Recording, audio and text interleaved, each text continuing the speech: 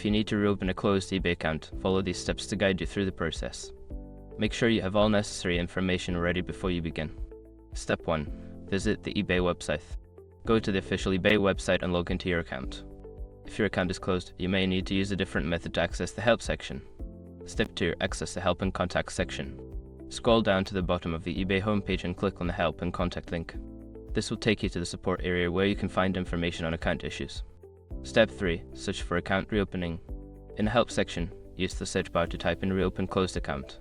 This will provide you with relevant articles and guidance on the process. Step 4. Follow the instructions. Read through the provided information carefully. eBay may have specific requirements or steps to follow, such as verifying your identity or providing additional information. Step 5. Contact eBay customer support. If you cannot find the option to reopen your account online, contact eBay customer support directly. You can do this through live chat, email, or by calling their support number for assistance. Once you have completed these steps, you should be on your way to reopening your eBay account. If you encounter any issues, don't hesitate to reach out to eBay for further help.